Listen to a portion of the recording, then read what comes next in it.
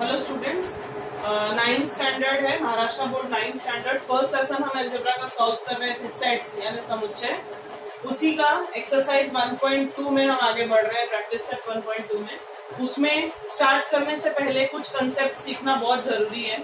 हमको first exercise के पहले सेट्स क्या होते हैं वो बताया था और उनको लिखने के दो तरीके बताए थे, मेथड्स टू राइट नाउ। अभी हम लोगों को टाइप्स ऑफ सेट्स बताए, यानी समुच्चय के प्रकार क्या क्या हैं। ओके, सबसे पहला होता है सिंगलटन सेट। 4 टाइप्स है इसके। सबसे पहला होता है सिंगलटन सेट। नाम से ही पता चलता है सिंगल, यानी एक चीज उसके अंदर होगी, यानी उसे हम एकल समुच्चय कहते हैं।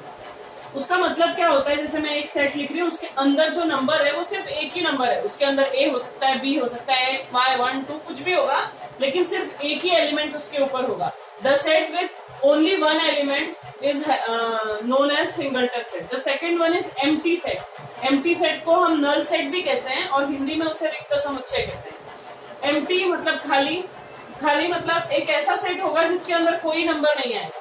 जैसे मैं अगर लिखूंगी कि सप्ताह के 7 रंगों को छोड़ के इंद्रधनुष का एक रंग, तो जाहिर बात है कि कोई भी इंद्रधनुष में 7 रंगों को छोड़ के कोई दूसरा रंग नहीं आएगा, इसलिए वो खाली होगा। या फिर जैसे मैं लिखूंगी कि मतलब बहुत सारे एग्जांपल्स हो सकते हैं नल सेट के, समझ लीजिए।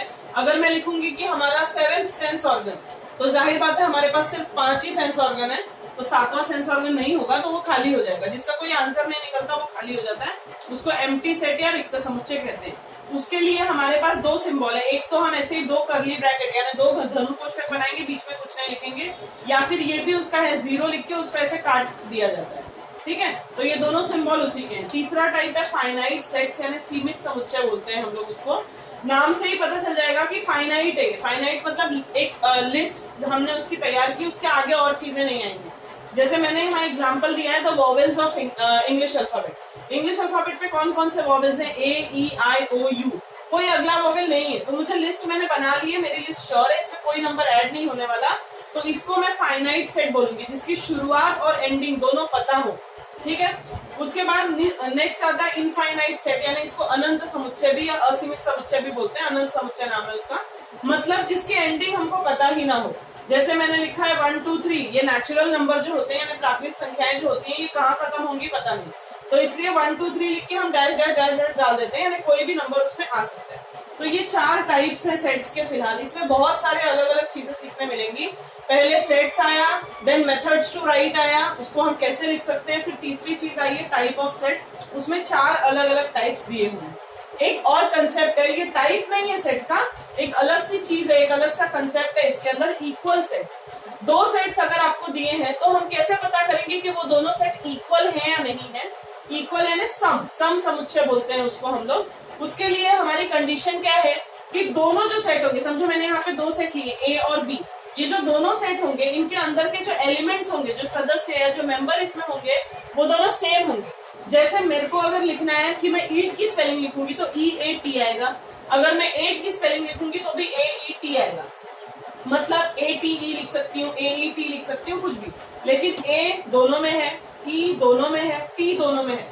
3 ही मेंबर इसमें भी हैं और 3 ही मेंबर इसमें भी है। दोनों के अगर मेंबर सेम होते हैं तो मैं उसको कह सकती हूँ कि these 2 sets are equal sets या सम समुच्चय। इसको लिखने के लिए मैं बहुत ही जनरली, बहुत ही सिंपल तरीके से A is equal to B ऐसा मैं लिख सकती हूँ।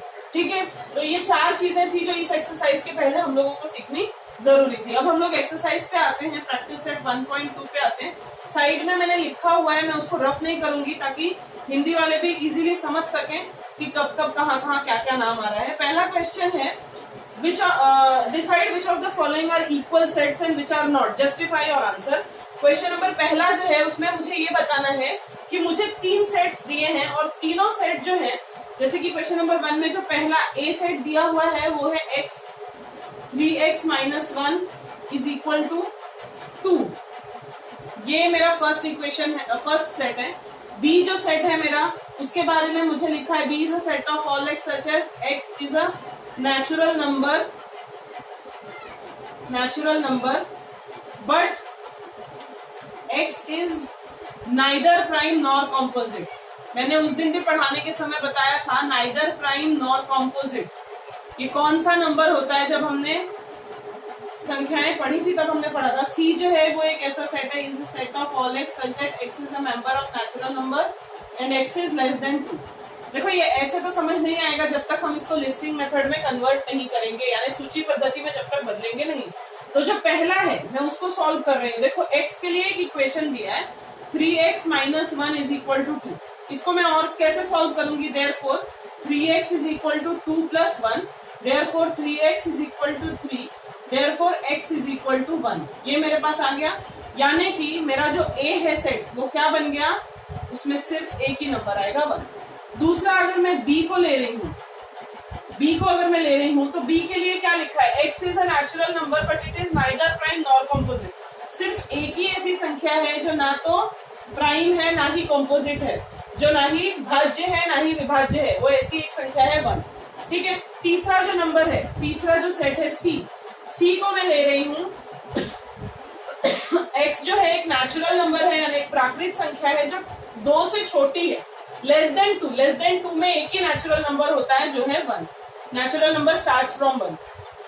So as you can see, these three of the following are having same numbers। तीन के तीनों अंदर एक एक एलिमेंट्स ही हैं और वो एक एलिमेंट तीनों में सेम है, यानी तीनों का आंसर आया है 1। इसको मैंने इक्वेशन को सॉल्व किया तो भी मेरे पास 1 आया, तो मैंने यहाँ 1 लिखा। बी जो है नाइदर प्राइम नॉर कॉम्पोजिट भी सिर्फ 1 है तो 1 आएगा। तीसरा जो है कि नेचुरल नंबर जो कि 2 से छोटा हो, तो 2 से छोटा एक ही नेचुरल नंबर था x था, तो हम यहाँ पे इसका रीजन लिखेंगे that all the elements of set A, B and C are equal, therefore set A is equal to set B is equal to set C। तो हम बहुत आसानी से ये लिख सकते हैं। तो ये हो गया क्वेश्चन नंबर 1। क्वेश्चन नंबर 2 पे हम आते हैं, उसमें हमको दिया है decide whether A and B are equal or not, give reason.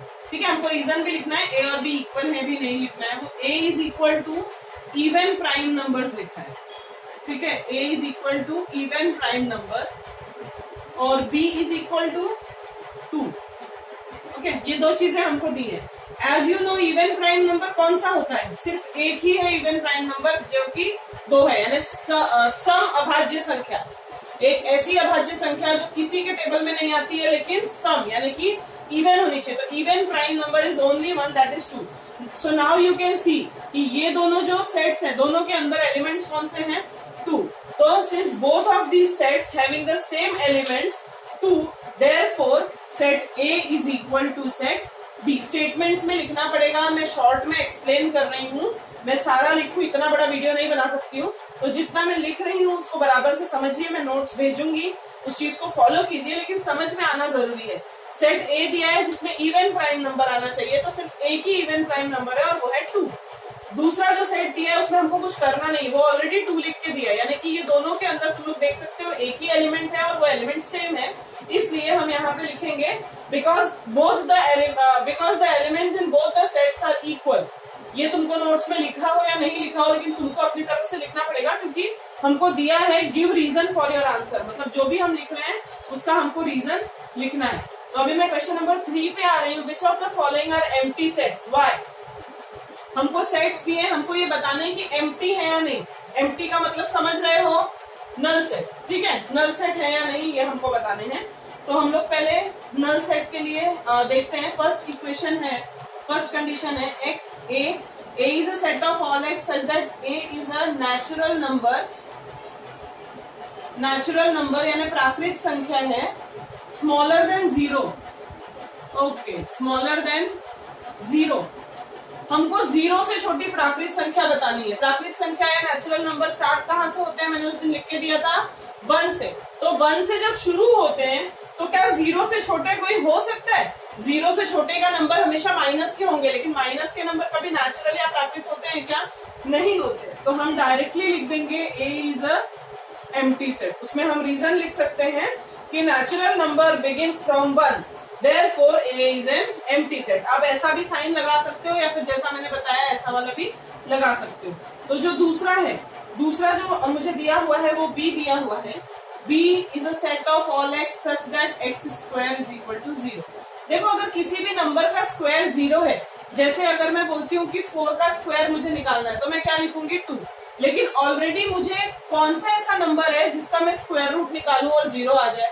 कोई ऐसा नंबर नहीं है, यानी वो नंबर कौन सा होगा, 0, क्योंकि 0 का ही स्क्वायर रूट तो 0 होगा।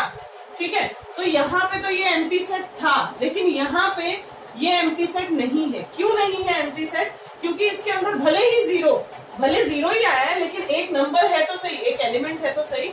So this is not an empty set, ये एम्प्टी सेट था, ओके, और ये नॉट एन एम्प्टी सेट है।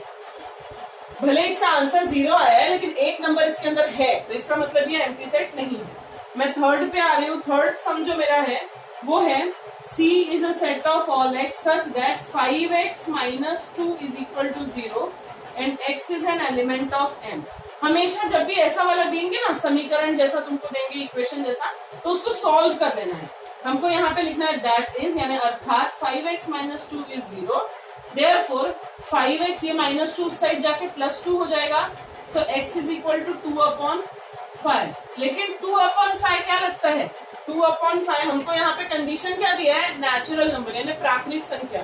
2/5 प्राकृतिक संख्या है क्या, नेचुरल नंबर है क्या, नहीं है, क्योंकि जो नेचुरल नंबर्स होते हैं वो 1 2 3 4 टाइप होते हैं, और ये जो 2/5 है ये है रैशनल नंबर यानी परिमेय संख्या है, ये नेचुरल संख्या या प्राकृतिक संख्या नहीं है। So this is an empty set. तो मैं सी की जगह पे यानी ऐसा कोई आंसर नहीं आ सकता, यानी मैं इसको एम्प्टी सेट लिखूंगी। तो ये तीसरा वाला जो है वो एम्प्टी सेट है। ओके, क्वेश्चन नंबर 3 हमने कंप्लीट कर लिया है। Now the last one is question number 4। Question number 4 जो है उसके अंदर हमको कुछ चीजें दी हैं और हमसे पूछा है फाइनाइट है या नहीं है, या फाइनाइट है या इनफाइनाइट है। इनफाइनाइट और फाइनाइट का मतलब हम सीख चुके हैं कि सीमित है या असीमित है, ये हमसे पूछा गया है। ठीक है, सिंगलटन में हमने देखा, सिंगलटन मतलब एक एक ही एलिमेंट होते हैं। सेकंड क्वेश्चन जो था वो हमारा एम्प्टी टाइप का था। थर्ड, अभी क्वेश्चन नंबर 4 जो है ये फाइनाइट और इनफाइनाइट बताना है, और विथ रीजन, हमको कारण भी बताने हैं। ठीक है, तो जो पहला क्वेश्चन है क्वेश्चन नंबर 4 का, जो पहला क्वेश्चन है वो मुझे दिया है A is a set of all x such that x is less than 10 and x is a natural number। Okay, x जो है वो एक नेचुरल नंबर है और x जो है वो क्या है, 10 से छोटा है। हम लोग इसको लिस्टिंग मेथड, हमेशा जब तक हम लिस्टिंग मेथड में नहीं लिखेंगे ना, हम कोई चीज फाइंड आउट नहीं कर सकते ऐसी कहानी सुन के। तो इसको हमको लिस्टिंग मेथड में लिखना है। क्या चीज ध्यान रखनी है, एक तो हमको नेचुरल नंबर लिखना है, और किससे छोटे, 10 से छोटे। 10 से छोटे नेचुरल नंबर कौन से हैं, 1 2 3 4 5 6 7 8 और 9। 10 से छोटे हैं तो मैं 10 नहीं लिखूंगी, अगर यहाँ इक्वल होता तो 10 भी लिखते हैं। अब 10 से छोटे नेचुरल नंबर इतने हैं, 10 से छोटे और तो है नहीं, मतलब मेरे को स्टार्टिंग भी पता है मुझे और एंडिंग भी पता है। जब स्टार्टिंग और एंडिंग पता होता है तो मैंने क्या बताया, कौन सा सेट होता है, वो फाइनाइट सेट, यानी कि ये सीमित समुच्चय है। तो यहाँ पे हम लिखेंगे दिस सेट हैज, हम लोग लिखेंगे the element of this set are limited and countable. इसमें जो भी सदस्य हैं उनको हम सीमित हैं और हम उन्हें गिन सकते हैं, इसलिए ये क्या है, this is a finite set. Finite यानी सीमित समुच्चय है। ठीक है, दूसरे पे हम लोग आ रहे हैं। दूसरा जो दिया हुआ है वो दिया है बी।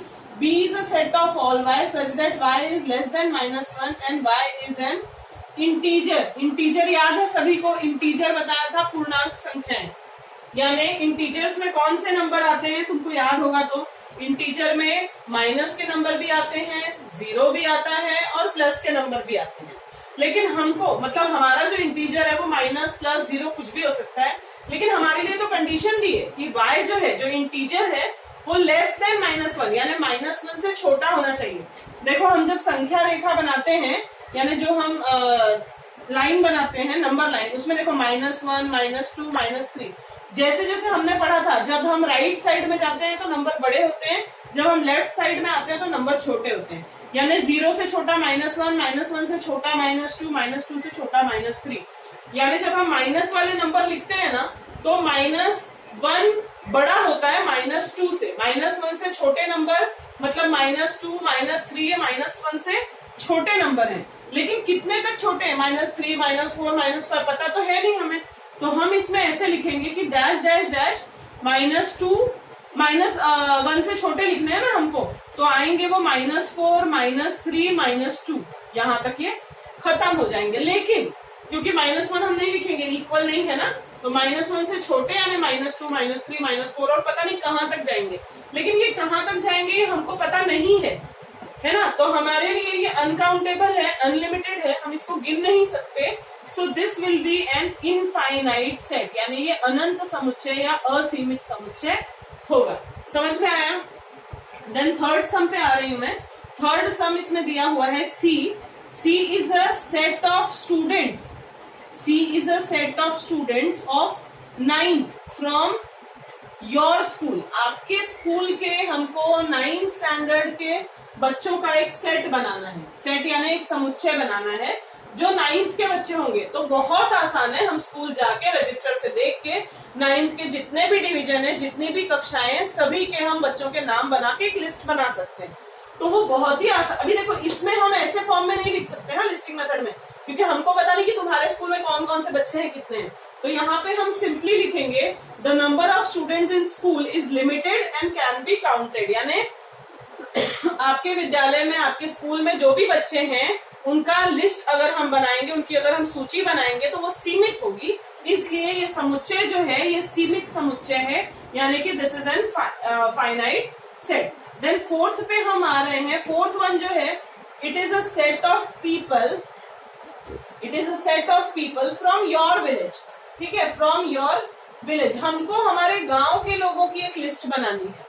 सिंपल है, हम गांव जाएंगे, जैसे जनसंख्या नहीं गिनते हैं, जैसे पॉपुलेशन काउंटिंग होती है, हम बहुत ही आसानी से हर एक घर के लोगों की एक लिस्ट तैयार कर सकते हैं। देखो आसानी से तो नहीं बोल रही हूँ, पर हाँ कर सकते हैं ना, इनकाउंटेबल नहीं है। हम अगर जाएं तो हम उसको काउंट कर सकते हैं, हम उसको बना सकते हैं। So the set of people from your village is a finite set, क्योंकि वो सीमित है और साथ में हम उसे गिन भी सकते हैं। It is limited. Okay. The fifth one is set of apparatus. Set of apparatus. Set of apparatus in laboratory. Okay. In laboratory. Laboratory समझ में आ रहा है?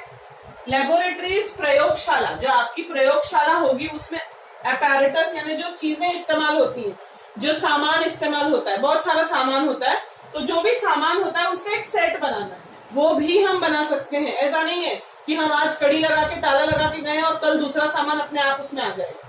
जितने सामान होंगे उनकी एक लिस्ट बनाई जा सकती है। So it is a finite set, ये एक सीमित समुच्चय है।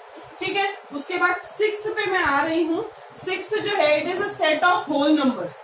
देखो होल नंबर्स हमने पहले ही उस दिन पढ़ा हुआ था, लास्ट लेक्चर जो इसका था उसमें, है ना। हाँ, सिक्स्थ हमको दिया है सेट ऑफ होल नंबर्स। इसका हम लिख सकते हैं। देखो सेट ऑफ होल नंबर्स अगर मुझे लिखना है, होल नंबर्स अगर याद होगा, होल नंबर्स मतलब पूर्ण संख्याएं। पूर्ण संख्याएं कौन सी थी? हम W से लिख रहे थे, वो किससे स्टार्ट हुआ था? 0 से। नेचुरल नंबर जैसा ही है, प्राकृतिक संख्या जैसे, ये सिर्फ इसमें एक 0 आ जाता है। तो the set of whole numbers कहाँ तक जाएंगे हमें पता है क्या? नहीं पता है। So this is an unlimited set. इसका हमको लिमिट नहीं पता है। We cannot count all the elements of this set. Therefore, it is an infinite set. यानी कि ये एक असीमित समुच्चय है या अनंत समुच्चय है। और फिर लास्ट सम है इसका, 7th one, a set of rational numbers. Set of rational numbers. Rational numbers पता है क्या है? Rational यानी क्या था? परिमेय। याद होगा, मतलब मैंने परिमेय मतलब बताया था, रैशनल मतलब बताया था कि सारे डेसिमल वाले नंबर्स और सारे फ्रैक्शन वाले नंबर्स, मतलब p/q के फॉर्म के, जैसे -1/3, +2/7, 17/3, 17.5, 19.8, ये सारे के सारे नंबर रैशनल नंबर्स में आते हैं। हम इसका कोई सेट लिखकर दिखा नहीं सकते हैं, हमको सिंपली इसका रीजन लिखना पड़ेगा। The elements in set of rational numbers are unlimited and uncountable. हम परिमेय संख्याएं कभी भी गिन नहीं सकते, तो इसलिए इस समुच्चय में जो भी संख्याएं आएंगी वो असीमित होंगी। इसलिए ये समुच्चय जो है वो असीमित या अनंत समुच्चय होगा, या फिर this will be an infinite set. तो इस तरह से हमने सारी चीजें पढ़ ली हैं इस एक्सरसाइज में। हमको पता चल गया है कि टाइप्स ऑफ सेट्स में 4 चीजें हैं। देखो लेसन को दिमाग में अगर डिवाइड करके रखोगे तो बहुत अच्छे से लेसन समझ में आ जाएंगे। ये जो है, ये पहले ये बता दूं कि ये जो लेसन है ये 10th स्टैंडर्ड में नहीं है, सिर्फ इसकी छोटी छोटी चीजें कुछ 10th में हो सकती हैं, तो ये 10th में नहीं है, लेकिन इसका ये मतलब नहीं है कि इसको इग्नोर कर दें। इसमें से टाइप्स हमने पहले सेट्स पढ़े, फिर उसके 2 मेथड्स पढ़े थे, अब हमने सेट्स के 4 टाइप पढ़े और एक अकेला कंसेप्ट पढ़ा है, दैट इज इक्वल सेट्स। ठीक है, सिंगलटन यानी एक एलिमेंट होना चाहिए, एम्प्टी यानी कोई एलिमेंट नहीं होना चाहिए, फाइनाइट यानी लिमिटेड होना चाहिए और इनफाइनाइट यानी अनलिमिटेड होना चाहिए। तो इस तरह से हमने ये पूरी एक्सरसाइज सॉल्व कर ली है। So we have completed our practice set 1.2। Thank you.